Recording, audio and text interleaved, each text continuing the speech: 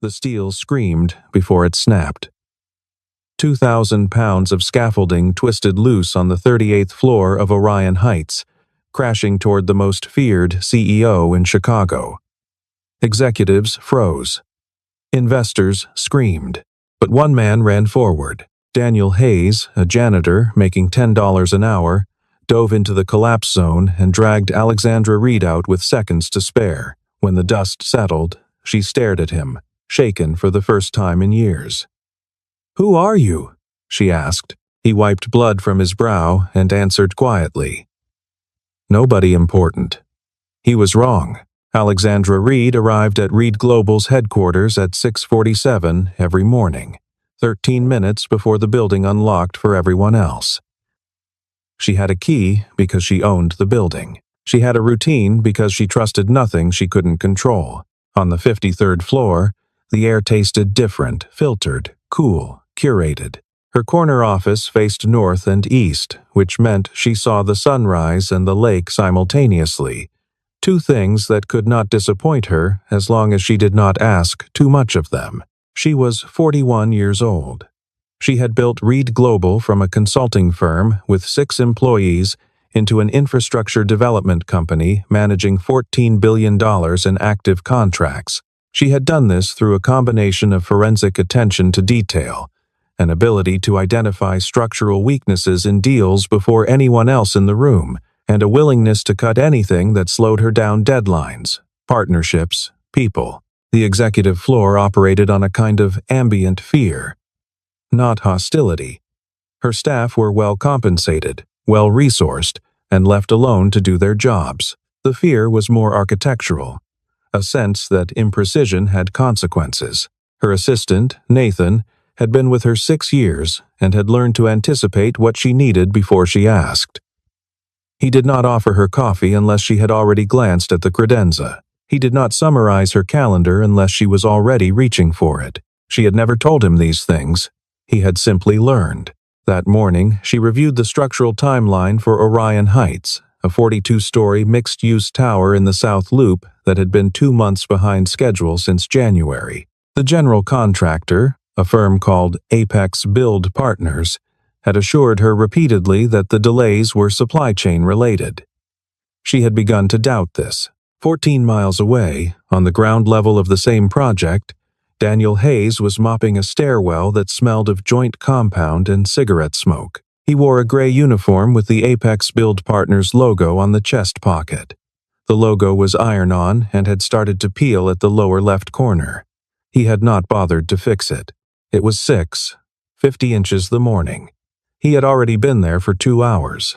At 4:45, he had dropped his daughter Lily, age 7, at his neighbor Mrs. Paulson's apartment 2 floors below his own. Lily had been asleep when he carried her, her head against his shoulder, her sneakers untied. He had tied them before he put her on Mrs. Paulson's couch, not because she needed them tied to sleep, but because he found the act of doing it calming.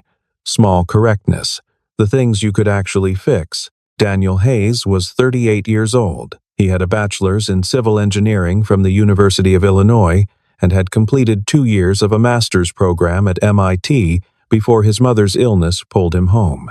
He had worked for a structural engineering firm called Garrett and Morse for 9 years, rising to senior project engineer. He had won a regional design award in 2017 for a pedestrian bridge in Evanston that incorporated recycled steel tensile elements in a configuration that reduced material cost by 22% without compromising load tolerance. His wife, Rachel, had been diagnosed with ovarian cancer in the spring of 2019. The treatment was aggressive and expensive and ultimately ineffective. She died in November of 2020, 14 months after the diagnosis, 3 weeks before Lily's 3rd birthday. The medical debt was $214,000 after insurance.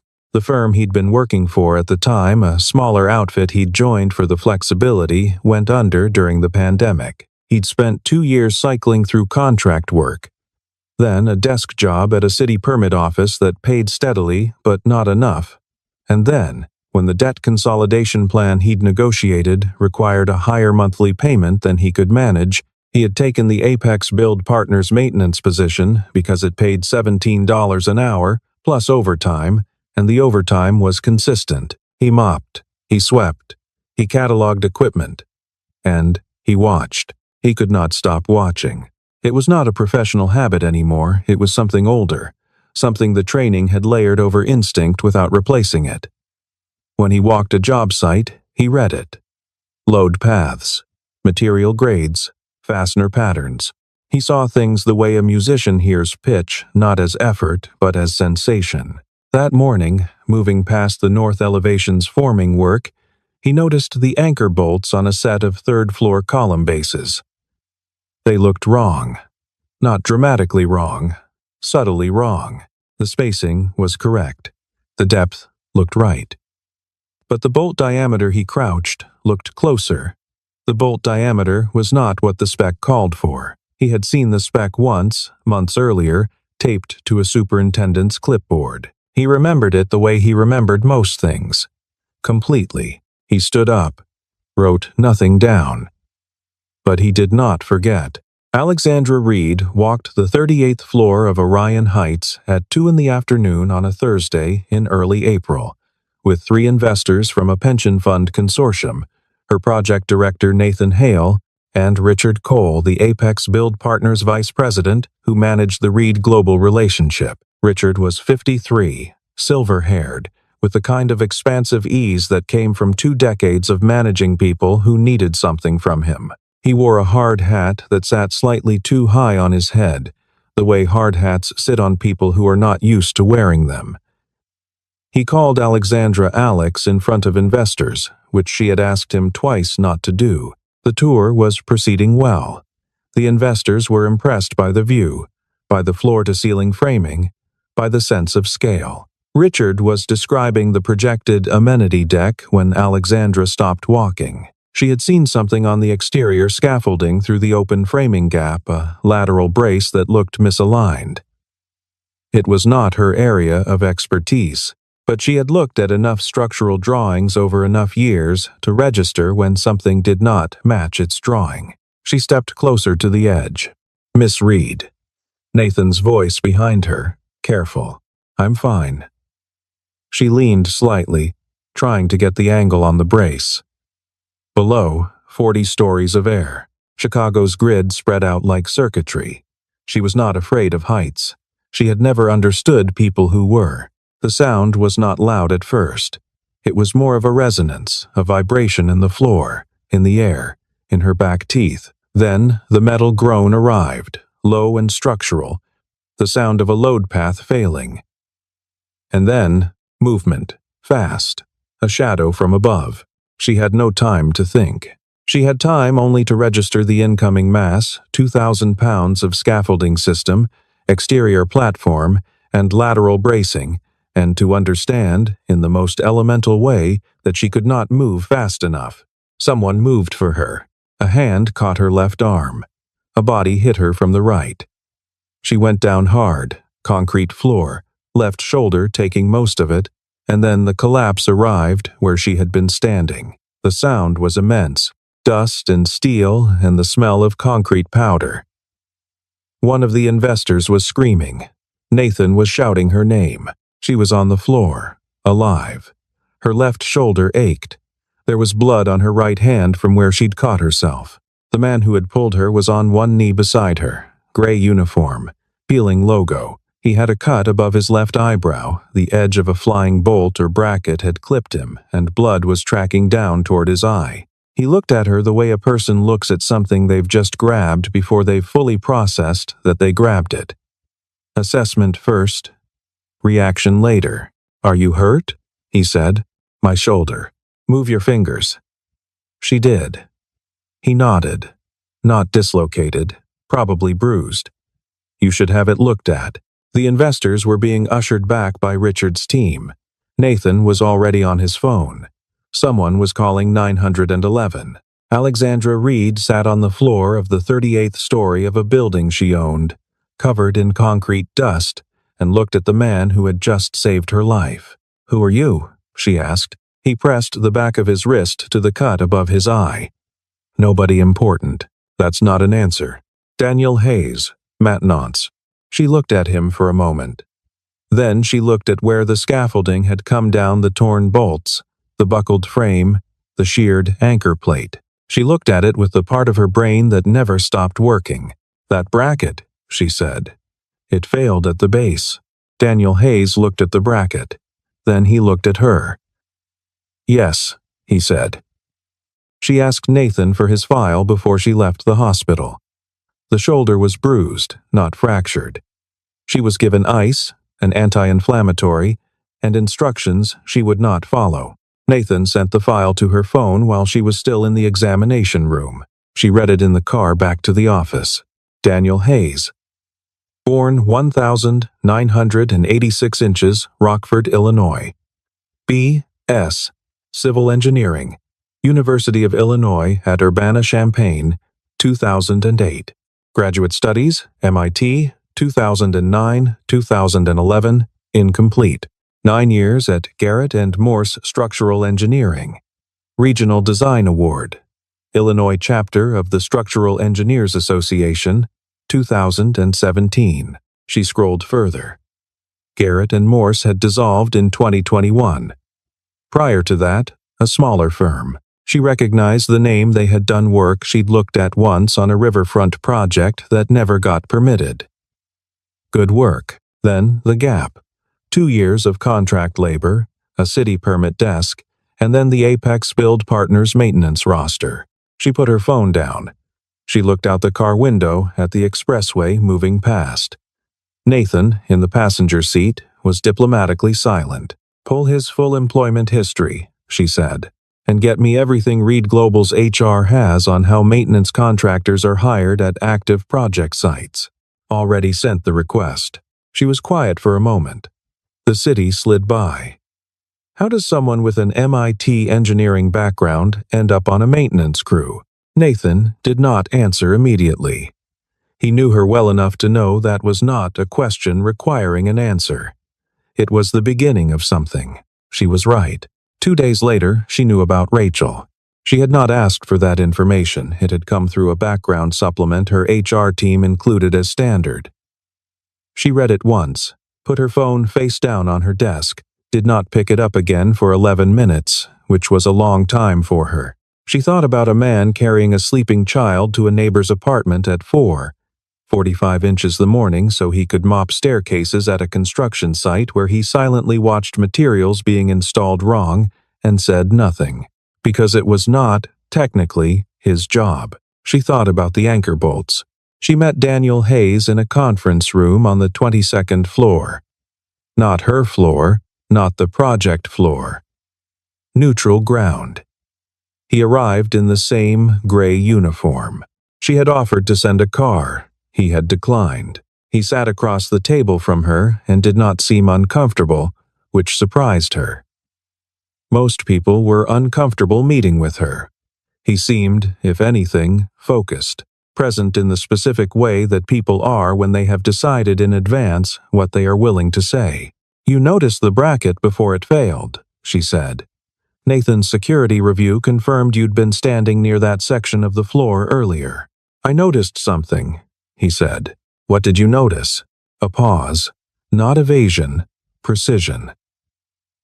The lateral bracing on the exterior platform had been modified from the original installation.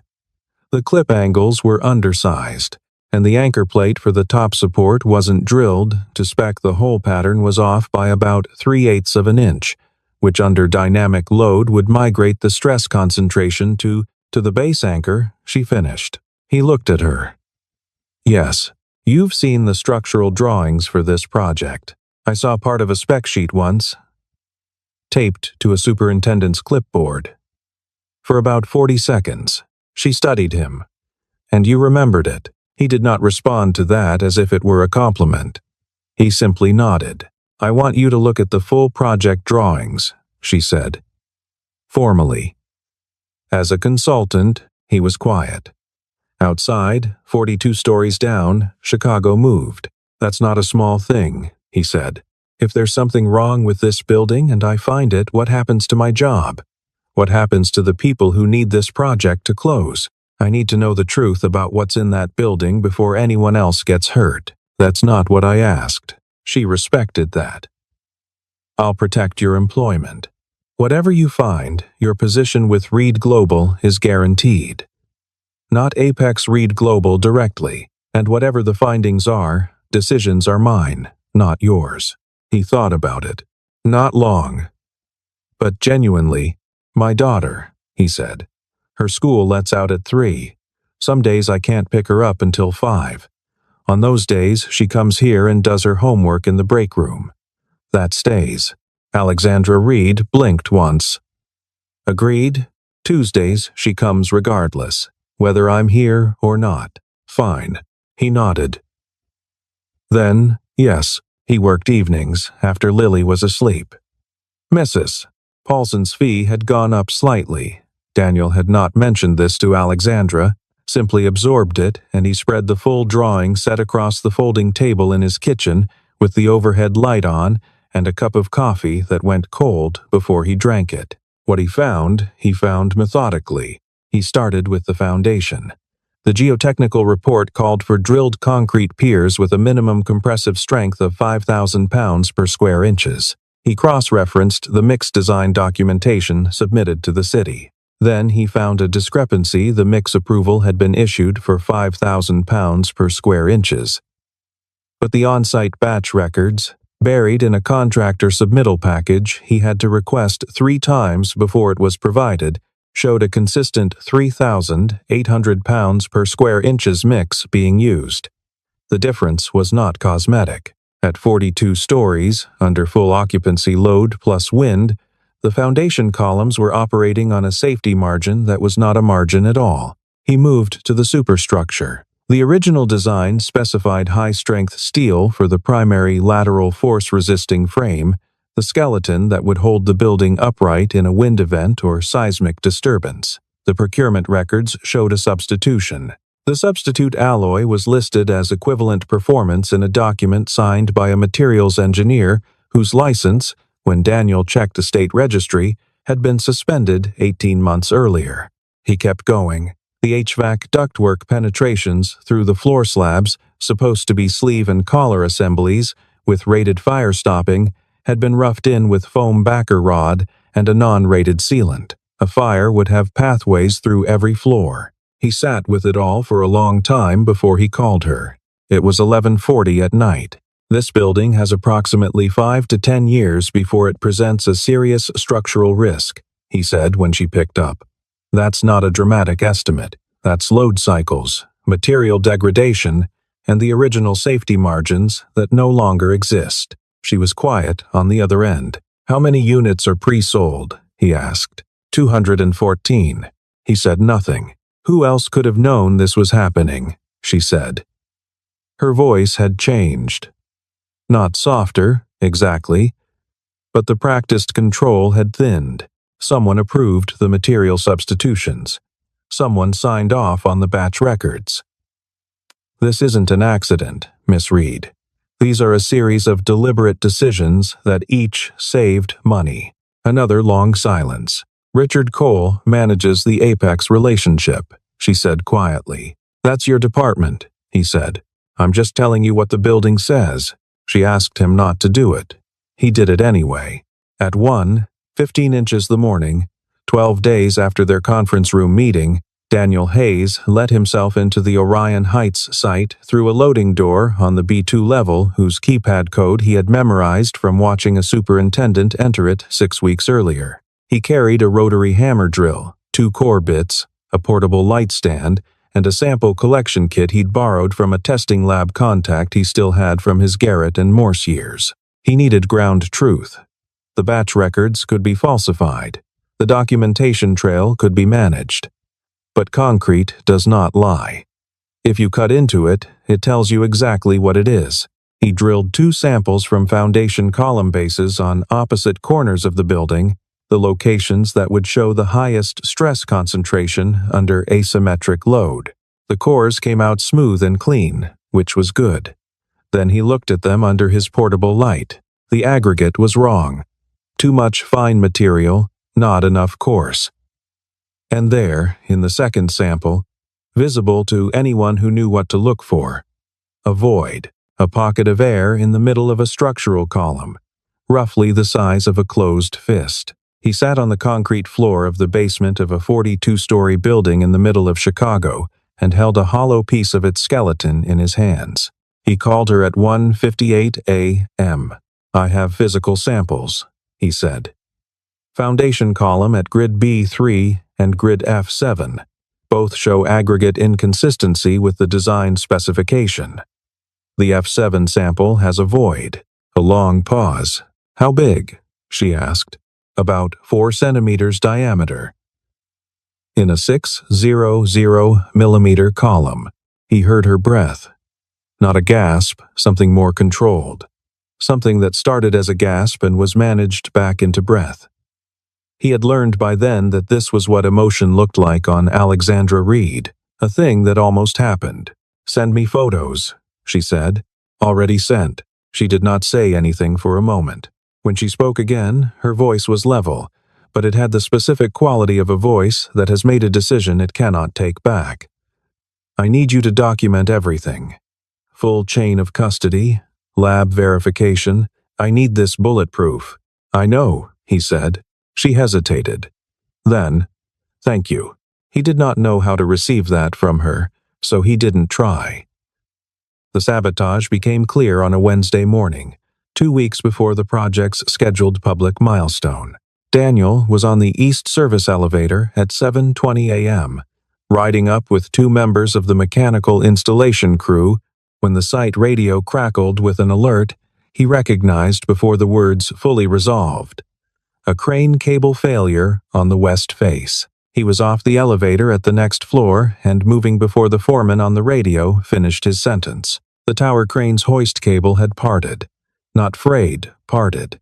Clean failure at a point approximately 80 feet above the working deck. 2 ironworkers were stranded on a secondary platform that was now swinging freely, its counterweight system compromised by the cable loss. They were not in immediate danger of falling. They were in danger of the platform continuing to rotate until the remaining attachment points sheared. The correct response was to call the crane emergency line, wait for a rescue crew, and clear the area. Daniel had already calculated that the remaining attachment points would not hold for the 40 to 60 minutes that process would take. He found the vertical access ladder on the mast. He climbed. 80 feet is not a long climb in absolute terms.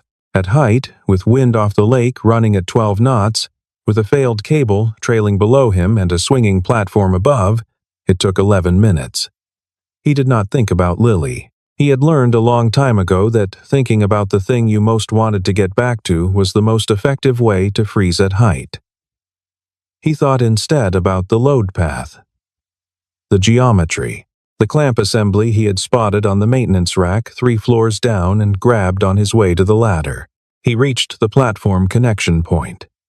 The 2 workers, both young, one of them visibly praying, watched him work the manual clamp onto the secondary tie-off lug. His hands were steady. He had always had steady hands. When the clamp was locked, he looked at the cable end. The failure surface was wrong. Steel fatigues in a specific pattern, progressive cracking, chevron marks, a texture that tells a story of load cycles. This surface was smooth, corroded, the kind of corrosion you get from chemical exposure. He took out his phone, took 2 photos, climbed down. He called Nathan from the ground. The photos were in Alexandra's hands within the hour. Her materials consultant confirmed it by early afternoon. The cable had been treated with a dilute hydrochloric acid solution at some point in the past 3 to 6 weeks. The corrosion was targeted. Intentional. "He's short-selling Reed Global stock," Alexandra said in her office that afternoon. The door closed, Nathan and Daniel the only other people in the room. Her voice was absolutely flat. "Richard Cole. His trading disclosure filed last quarter showed a position I didn't think much of. But if he knew the building was compromised, and if this became public in a controlled way, he profits when the stock drops," Nathan said. "He doesn't just profit." She looked at Daniel. He built the position large enough that a significant stock event would cover most of the original budget variance. He stole money, building it wrong, then set up a bet that the truth would come out on his timeline. Daniel said nothing. He was thinking about the 2 ironworkers on the platform. He was thinking about 214 pre-sold units. He was thinking about Lily asking him last Tuesday why he seemed tired. "We need to move quickly," he said, before he realizes the cable failure didn't go the way he planned. The plan was not elegant.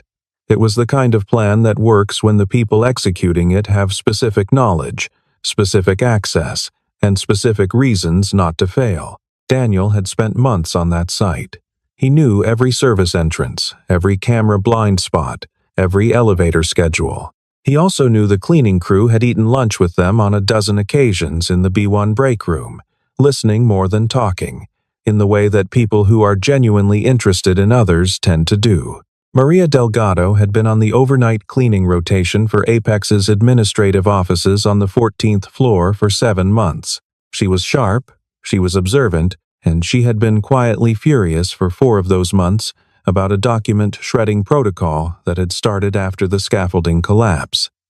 A directive that came directly from Richard Cole's office and required all paper, communications related to Orion Heights, to be destroyed within 48 hours of receipt. Maria had been shredding documents, but she was also a mother, and she had an instinct for when something going into a shredder mattered, and she had, over 4 months, quietly reconstructed dozens of partial documents by taping together the contents of bags before they went to the dumpster. She kept them folded in the back of her locker. She had not known what to do with them. She had been waiting for a reason to trust someone. Daniel gave her that reason on a Tuesday evening while Lily was doing multiplication tables at the break room table and Maria was on her way to the elevator. "Those documents," he said quietly. "I think they matter. I think someone who can act on them is ready to act." She looked at him. Then she went to her locker. The documents were partial, but they were enough. Purchase orders for materials that didn't match what was installed. Sign-off sheets with signatures that didn't match the licensed engineers on record. And one complete internal email, printed and then apparently forgotten in the shredding queue, in which Richard Cole described the material substitution program as the gap management approach, and referenced a wire transfer account in a name that was not Apex Build Partners. Alexandra's legal team had the documents by 9 p.m. The wire transfer account, traced through a financial forensics contact, connected to an LLC registered in Delaware, whose beneficial owner confirmed by 11:15 p.m. was Richard Cole. The server room access was the last piece. Apex maintained a project management server on the 50th floor of Reed Global's headquarters, a legacy arrangement from an earlier phase of the partnership. The server contained the original communication logs. Richard had not wiped them because he believed he controlled who could access them. He did not control Carmen Okafor. Carmen was a Reed Global facilities technician who had been quietly documenting an HR complaint against a supervisor for 3 months. She was not involved in the investigation. She was, however, on duty at 11:30 p.m. when she received a call from a number she recognized as Nathan Hales. "I need access to the 50th floor server room," Nathan said. "I need it now. I need you to not ask me about it until tomorrow morning." Carmen had worked at Reed Global for 6 years. She had formed her own opinion of Alexandra Reed over that time, an opinion that included the understanding that the woman was difficult, demanding, and genuinely incapable of ethical compromise when she understood what was at stake. "I'll be there in 10 minutes, Carmen said. Richard Cole arrived at Reed Global's building at 12:40 a.m. He had been called by a member of his own team who had noticed anomalous login activity on the project server. He walked through the lobby with the kind of composed urgency that people who are planning to destroy evidence manage. Daniel was waiting in the second-floor stairwell. He did not block Richard's path. He simply stepped into the corridor as Richard came through the door and said, "The wire transfer records are already in police custody." Richard Cole looked at him.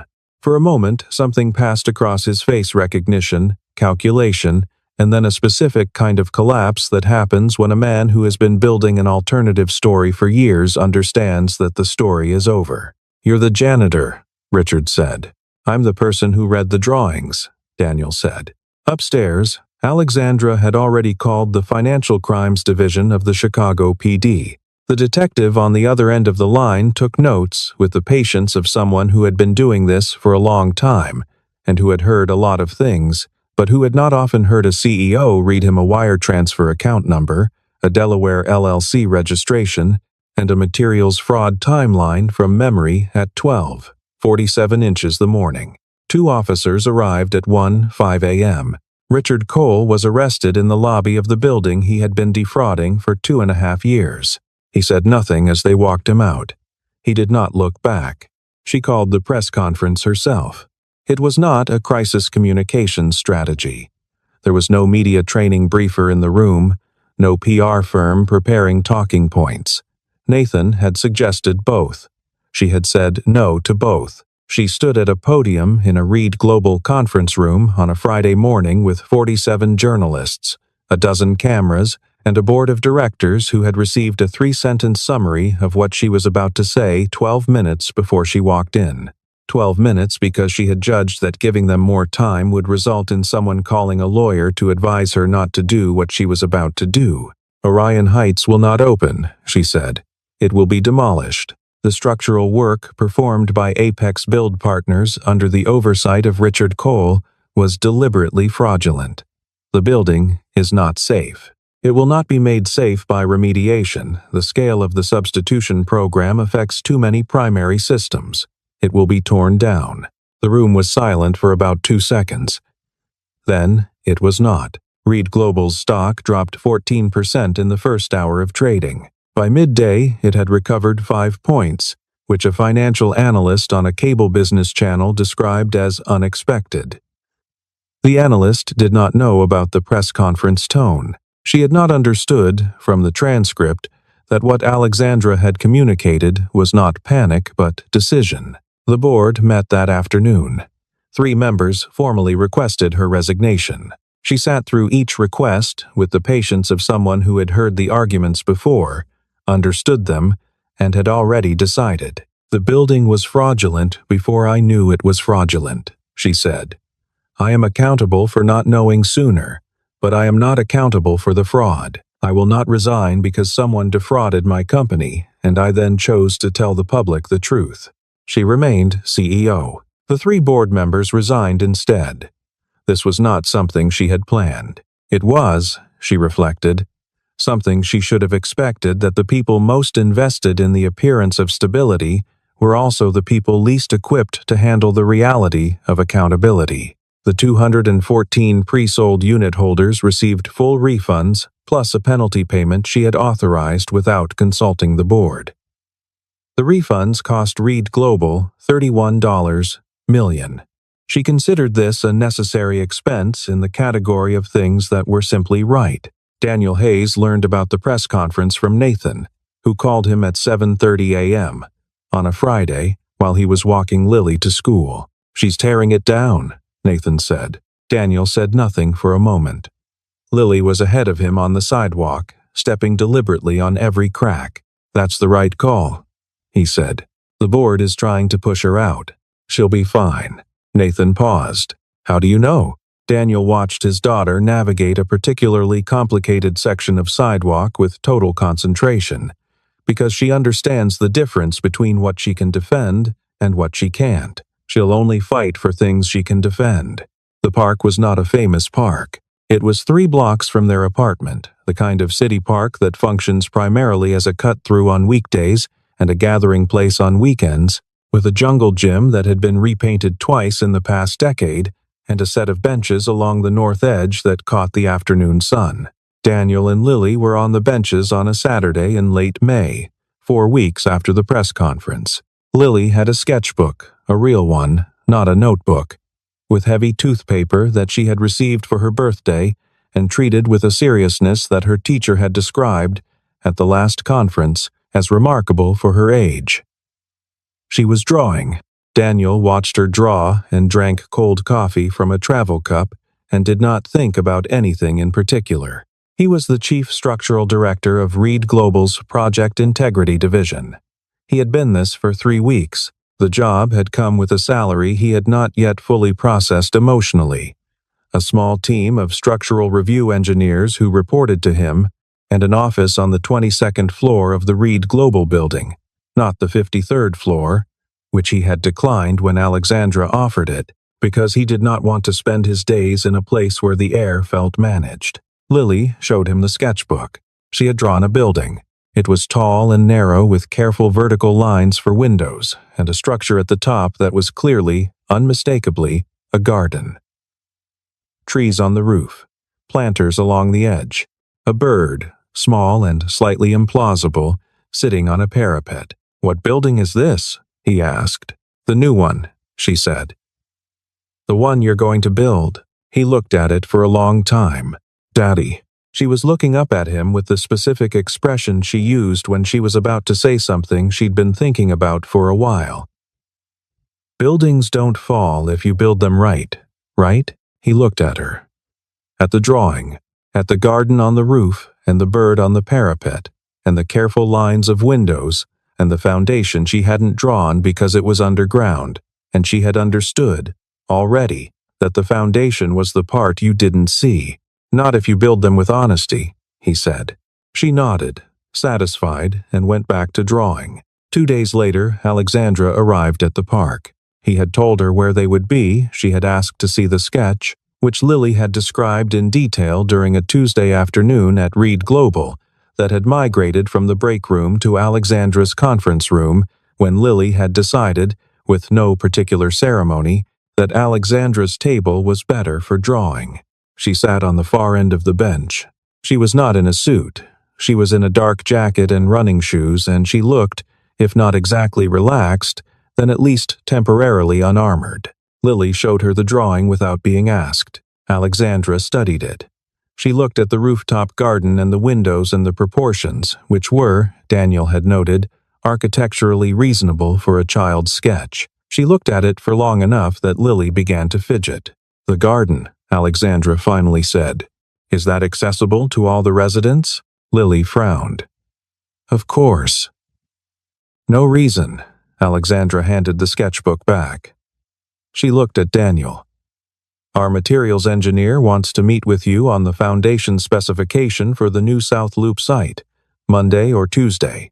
"Tuesday," he said. "After 3. She almost smiled.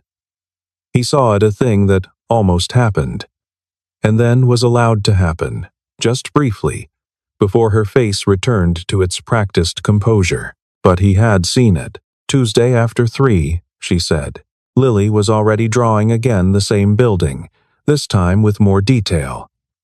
She added a staircase along the side. She added people on the roof, small and specific, each one different. The afternoon light came through the trees in the way it does in May in Chicago, when the leaves are new and the air is still clean from rain and the city remembers.